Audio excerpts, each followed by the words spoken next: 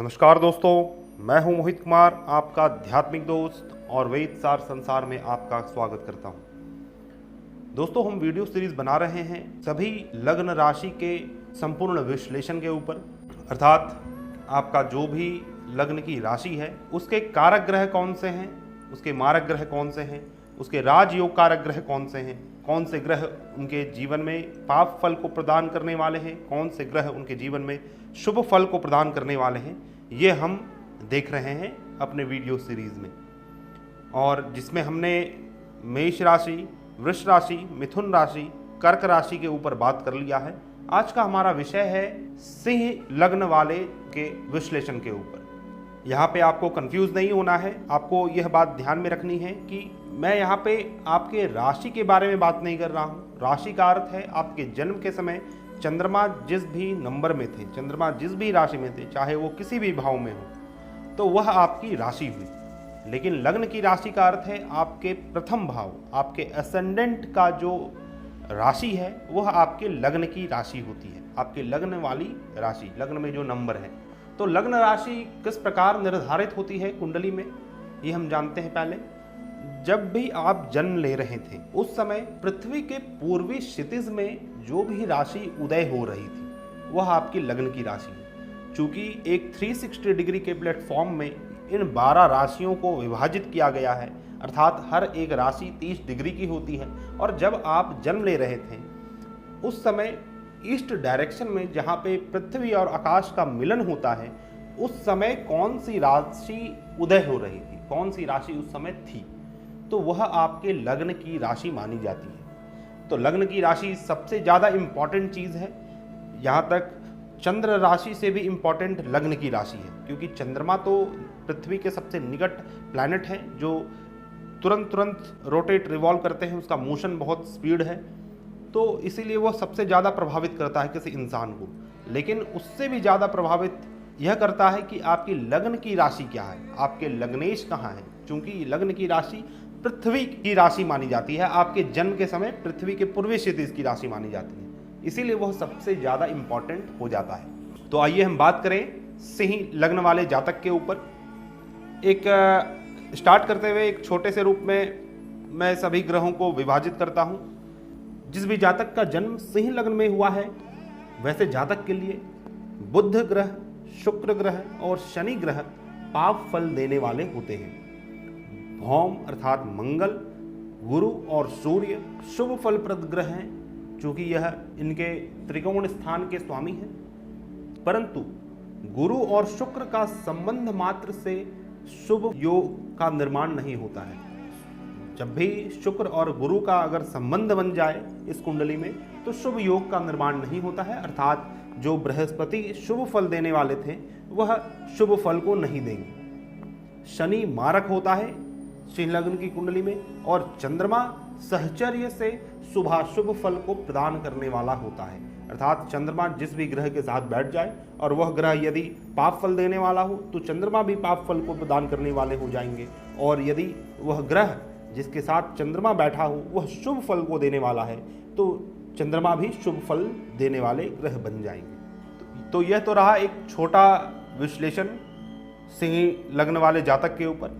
आइए हम कुछ योगों के बारे में बात करते हैं। किस प्रकार का योग आपकी कुंडली में बना हुआ है सिंह लग्न की कुंडली में, तो वह किस प्रकार फलित होते हैं, क्या उसका योगदान रहता है आपके जीवन में। वीडियो को स्टार्ट करने से पहले मैं आपको एक बात बतला दूं कि जो भी योग आपको यहाँ पे बतलाए जाएंगे उसका फल यदि आप सटीक वे में, फलादेश सटीक वे में चाह रहे हैं तो उसके लिए आपको कुछ सूक्ष्म चीज़ों को ध्यान में रखना होगा। जैसे कि ग्रह की राशि क्या है, वह ग्रह उस राशि में किस अवस्था में बैठे हुए हैं, क्योंकि अवस्था का भी बहुत गहन असर पड़ता है किसी के कुंडली में। क्योंकि यदि मान लीजिए कोई अनिष्टकारी योग आपकी कुंडली में बना हुआ है, पर उस ग्रह जिससे यह अनिष्टकारी योग बना हुआ है वह बाल्य अवस्था में है, तो हम ऐसा जानते हैं कि बाल्य अवस्था में ग्रह अपना 3 गुना फल कम प्रदान करते हैं। तो वह अनिष्टकारी योग का फल आपको बहुत न्यूनतम प्राप्त होगा। वह आपकी कुंडली में दिखता तो रहेगा बहुत बड़े रूप में, लेकिन उसका फल बिल्कुल कम प्रदान होगा आपको। उसी प्रकार यदि कोई ग्रह मृत अवस्था या वृद्धावस्था में है और कोई शुभ ही योग क्यों ना बनाए हों, फिर भी आपको उस योग का अनिष्टकारी फल अवश्य प्राप्त होगा। तो यह सब सूक्ष्म बातें हैं ज्योतिष शास्त्र के, और इसको समझने के लिए आप मेरे प्लेलिस्ट में ग्रह की अवस्था, ग्रह नवांश, लग्न नवांश आदि बहुत सारे वीडियो ऐसे हैं जो आपको पूरे YouTube में नहीं मिलेंगे, और वह आप देखकर वहां से समझ सकते हैं। बाकी ग्रह बल क्या है, तो इन सभी चीज़ों को हमें एक बार विश्लेषण कर लेना होगा अपने 9 ग्रहों को, उसके बाद ही हम किसी योग का विश्लेषण अपनी कुंडली में कर सकते हैं। आप ये नहीं बोल सकते कि मेरे कुंडली में चंद्रमा और बृहस्पति का गजकेसरी योग बन रहा है तो वो क्यों फलित नहीं हो रहा है।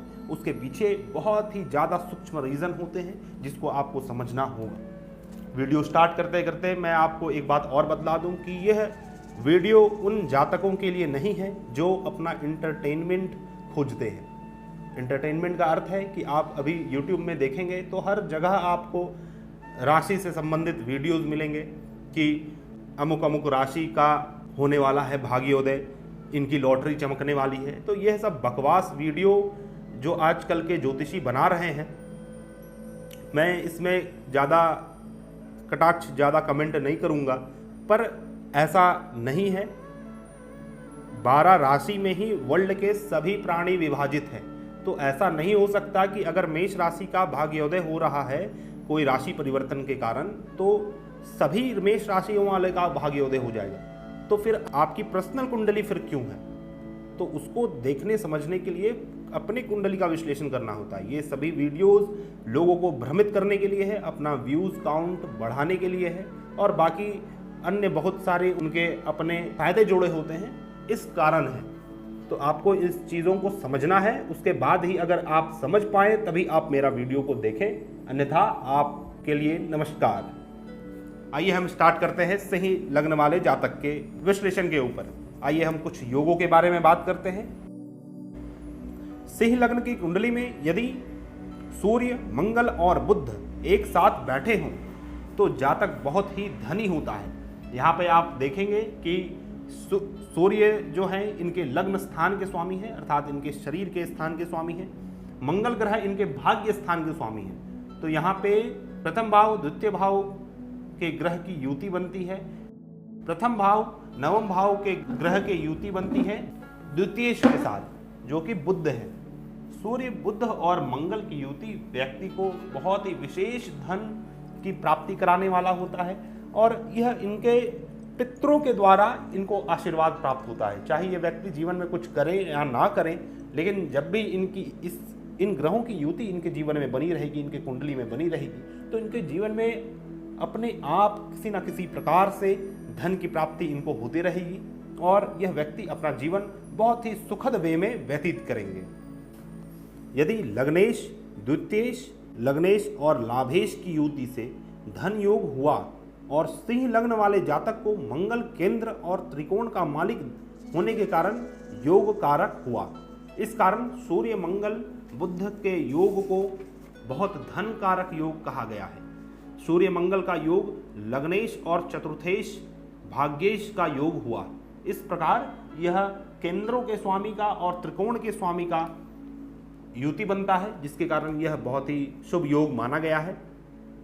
सिंह लग्न वाले कुंडली में यदि सूर्य, बुध, बृहस्पति साथ में बैठे हों तो बहुत धन कारक योग माना जाता है। सूर्य बुध का योग तो धन कारक योग हुआ ही, क्योंकि यह प्रथम भाव और द्वितीय भाव के स्वामी हो गए। तो प्रथम भाव और द्वितीय भाव के स्वामी का जब भी योग बनता है तो यह बहुत ही शुभ योग माना गया है।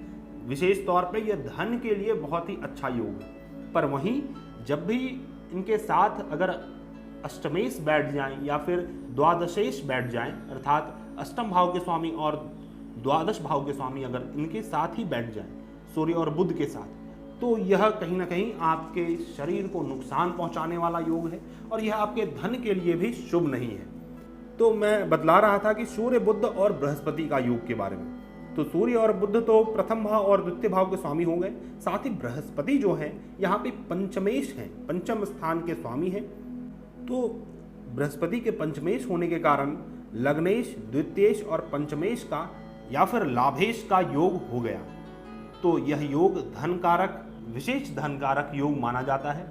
जैसे कि मैंने बतलाया था कि जब प्रथम भाव, द्वितीय भाव और नवम भाव के स्वामी का योग बनता है तब भी ये एक धन कारक योग है, लेकिन इनके जीवन में इनको पितृ का आशीर्वाद प्राप्त रहेगा और पितृ कृपा से इनको धन की प्राप्ति होती रहेगी।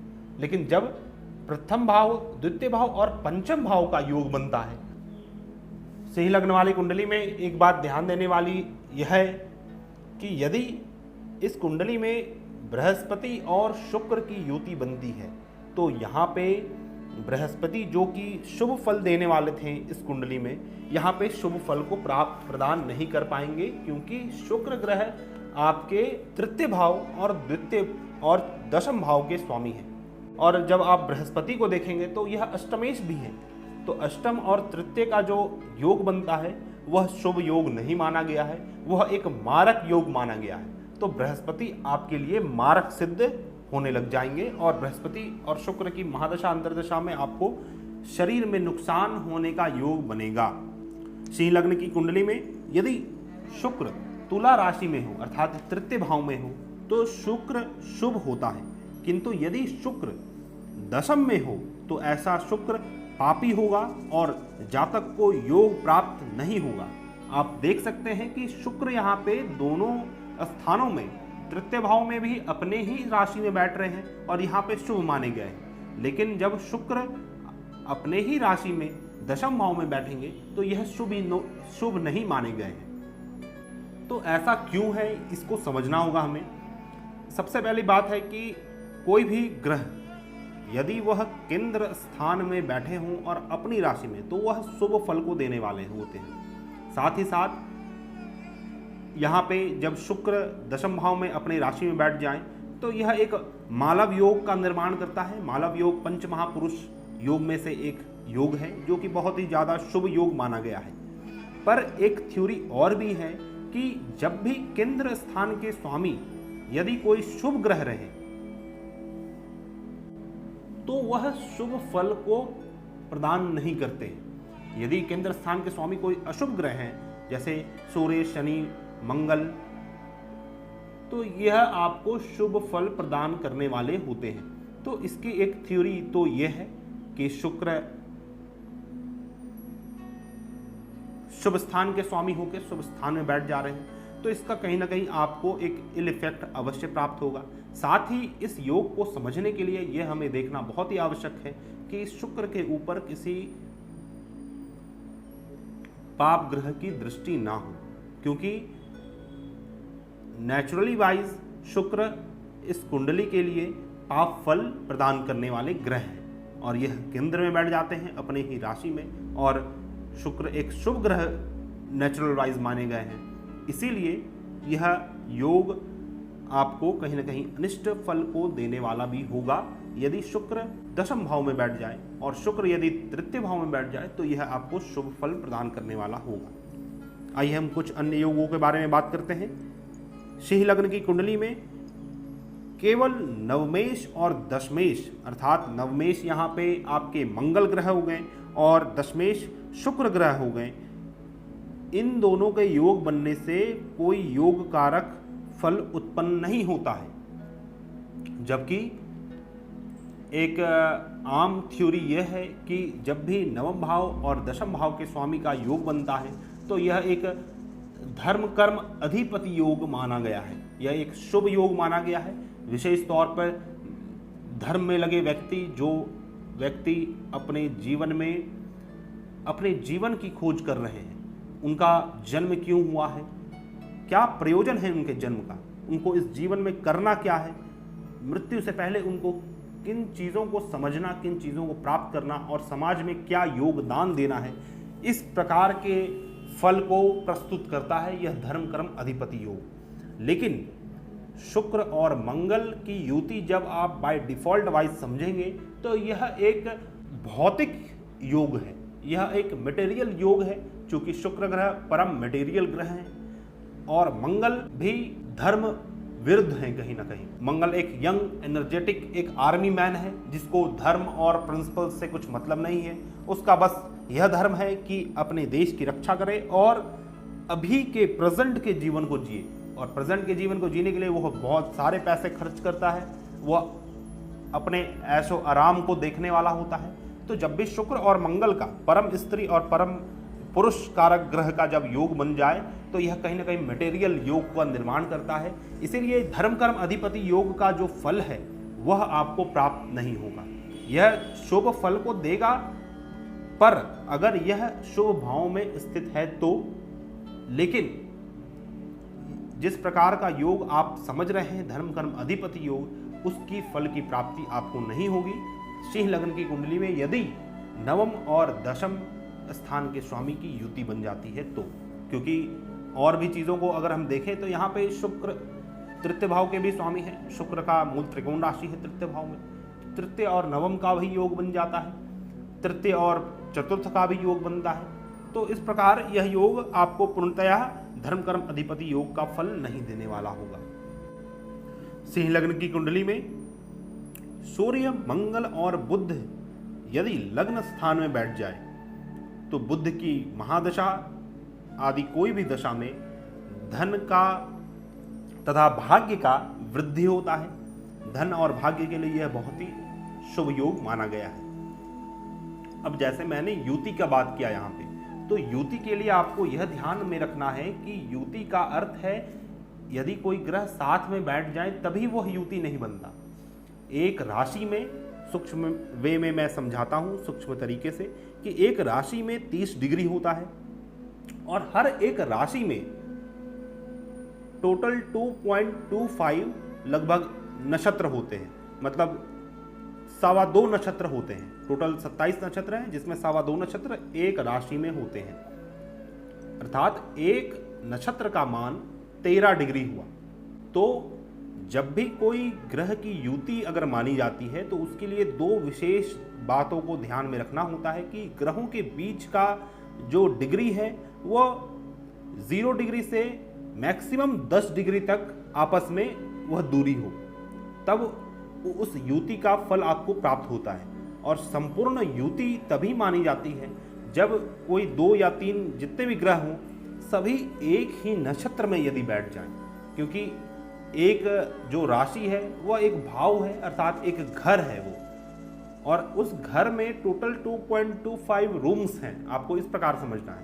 तो कोई भी व्यक्ति, मान लीजिए 2 विरोधाभास वाले व्यक्ति हैं एक ही घर में हैं, तो उसमें उतना ज़्यादा मुठभेड़, उतना ज़्यादा अनबन नहीं होगा जितना ज़्यादा यदि वह सेम रूम में रहे, साथ में सेम रूम में रहे, तो वह सबसे ज़्यादा अनिष्टकारी योगों को देने वाला होगा, सबसे ज़्यादा अनबन को देने वाला, क्रिएट करने वाला होगा।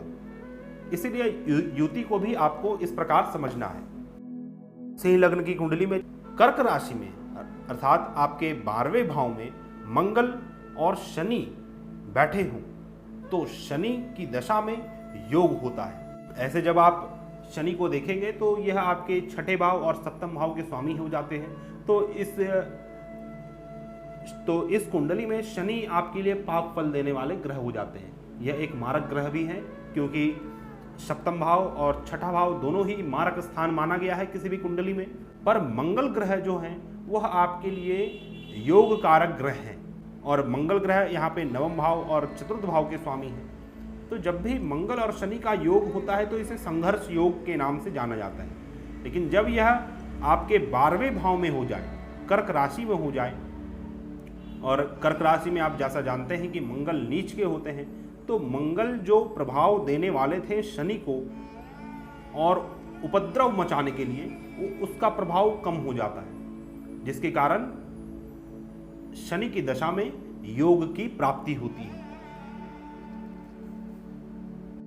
सिंह लग्न की कुंडली में यदि चंद्रमा और बुध की युति बनती है, चंद्रमा जो कि इनके 12वें भाव के स्वामी हैं, जो कि व्यय का स्थान है, किसी भी प्रकार के लॉस का स्थान है, धन तन मन के लॉस का स्थान 12वां भाव माना गया है, साथ ही विदेश का स्थान भी 12वां भाव है। जब चंद्रमा और बुध की युति, बुध आपके आय स्थान के स्वामी हैं, आपके बड़े भाई बहन के स्थान के स्वामी हैं, साथ ही आपके द्वितीय भाव के भी स्वामी बुध ग्रह है। तो यहाँ पे आप देख सकते हैं कि 2 भाव जो कि धन को डील करता है, उसके स्वामी बुध ग्रह हैं, और जो धन का व्यय का स्थान है उसके स्वामी चंद्रमा ग्रह है।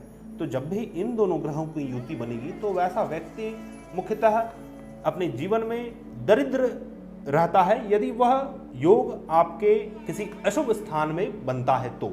और यहाँ पे चंद्रमा के बल को देखना अति आवश्यक है, क्योंकि यदि बली चंद्रमा हो तो यह एक शुभ योग का निर्माण करने वाला होता है।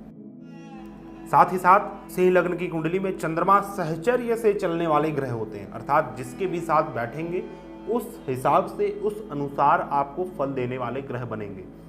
तो बुध सिंह लग्न की कुंडली में एक पाप ग्रह माना गया है, पाप फल को देने वाला माना गया है, क्योंकि यह आपके द्वितीय भाव के भी स्वामी हो जाते हैं। तो जब भी निर्बल चंद्रमा बुध के साथ सिंह लग्न की कुंडली में किसी भी भाव में बैठा रहे तो वैसा व्यक्ति सदैव किसी न किसी प्रकार के पीड़ा में रहता है और मन उनका अशांत रहता है। यदि यह स्थिति आपके अष्टम भाव में बैठ जाए तो आपके शरीर का बहुत ज़्यादा नुकसान कराने वाला होता है। इसके लिए सूर्य को भी देखना अति आवश्यक है, लेकिन यह आपके शरीर का नुकसान तो कराने वाला होगा ही, और उस नुकसान के कारण आपको धन की हानि सदैव लगी रहेगी। वैसे भी चंद्रमा और बुध की युति एक तरंगी योग के नाम से जानी जाती है। तरंगी योग का अर्थ है कि आपके मन में अनेक प्रकार के तरंग उत्पन्न होते रहेंगे, और जब इस चंद्रमा और बुध की युति में यदि कोई अशुभ ग्रह की दृष्टि पड़ जाए, या फिर यह दोनों ग्रह अशुभ ग्रहों के मध्य बैठे हों, या अशुभ ग्रहों से युति, राहु शनि आदि ग्रहों से अगर युति है तो यह एक और भी अशुभ फल को उत्पन्न करने वाला होता है। विशेष तौर पर शनि के साथ यदि युति है तो, क्योंकि शनि एक मारक ग्रह है आपकी सिंह लग्न की कुंडली में। सिंह लग्न की कुंडली में एक विशेष बात यह है कि इनके जो त्रिकोण के स्वामी हैं, धर्म स्थान जो बोला जाता है, 4 मुख्य स्थान है किसी भी कुंडली में, जिसको हम पुरुषार्थ कहते हैं, धर्म अर्थ काम मोक्ष। तो प्रथम भाव धर्म का है, पंचम भाव भी धर्म का है, और नवम भाव भी धर्म का स्थान माना गया है। तो जब हम इन तीनों भावों को देखते हैं तो यहाँ पे हम देख रहे हैं कि प्रथम भाव में सूर्य का मूल त्रिकोण राशि है जो कि सिंह राशि है, पंचम भाव में बृहस्पति का मूल त्रिकोण राशि है जो कि धनु राशि है, और नवम भाव में मेष राशि जो कि मंगल की मूल त्रिकोण राशि है। तो जब भी धर्म स्थान में जिस भी प्रकार के ग्रह की राशि है, जैसे आप देख सकते हैं कि ये तीनों ग्रह पुरुष प्रधान ग्रह हैं, तो ऐसे व्यक्ति पुरुष प्रकृति के होंगे, इनके अंदर जोश उत्साह अवश्य भरा रहेगा। सिंह लग्न की कुंडली में यदि बृहस्पति ग्रह लग्न स्थान में बैठ जाए और इन पर कोई भी अशुभ ग्रह की दृष्टि ना हो तो बृहस्पति एक अपनी महादशा अंतरदशा में बहुत ही अधिक शुभ फल को उत्पन्न करने वाले होते हैं, बहुत ही विशेष राजयोग यह माना जाएगा। लेकिन इसके लिए आपको यह भी ध्यान में रखना है कि बृहस्पति आपके अष्टमेश भी हैं, अष्टम स्थान के स्वामी हैं। तो जब भी रत्न धारण की विधि में आप जाएंगे तो आपको बिल्कुल पीला पोखराज धारण करना है, थोड़ा सा भी व्हाइटिश नहीं होना चाहिए। वो पीला पोखराज सोने के रिंग में या फिर आपको बृहस्पति के यंत्र में उसे जड़वाकर पहनना सबसे अधिक लाभप्रद होगा।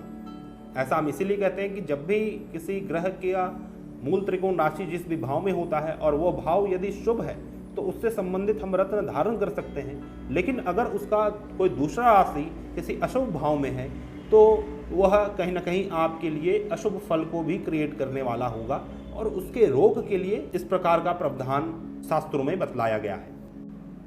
तो दोस्तों ये था मेरा एक छोटा विश्लेषण जो कि सिंह लग्न वाले जातक के ऊपर था। दोस्तों हमारा एक वीडियो सीरीज साथों साथ चल रहा है जो कि सभी लग्न के रोगों के विश्लेषण के ऊपर है। यदि आपका जन्म सिंह लग्न में हुआ है तो आपको किस प्रकार के रोग होने की संभावना है, कौन से ग्रह कहाँ पे स्थित हैं, किस प्रकार के योग बनाए हैं, तो आपको किस प्रकार की रोग लग सकती है, किस प्रकार के रोग आपके जीवन में उत्पन्न हो सकते हैं। साथ ही साथ उसमें हम अन्य बहुत सारे योगों के ऊपर बात कर रहे हैं, जैसे बालारिष्ट योग, अल्प मृत्यु योग, नेत्र रोग, हृदय रोग, दुर्घटना योग आदि बहुत सारे योग हैं। उसको आप अवश्य देखें। मेरे वीडियो को ज़्यादा से ज़्यादा लाइक एंड शेयर करें, जो भी आप नए व्यूवर्स हैं मेरे चैनल में, कृपया करके मेरे चैनल को सब्सक्राइब कर लें, क्योंकि हमारा एक पूर्व में एक चैनल चलता था जो कि वेद सार संसार के नाम से ही था, लेकिन किसी टेक्निकल इशू के कारण उसे बंद करना पड़ा। और जाते आते मैं आपको एक चीज़ सजेस्ट और कर दूं कि यदि आप किसी समस्या से जूझ रहे हैं और उसका समाधान ज्योतिष शास्त्र के माध्यम से चाहते हैं, साथ ही साथ आपका पूर्ण विश्वास ज्योतिष शास्त्र के ऊपर है और हमारे ऊपर भी है, तो आप हमारे से कंसल्ट कर सकते हैं। हमारा लिंक और हमारा कॉन्टैक्ट डिटेल्स आपको मेरे डिस्क्रिप्शन बॉक्स में मिल जाएगा। हम मिलते हैं नए वीडियो में, तब तक के लिए धन्यवाद, नमस्कार।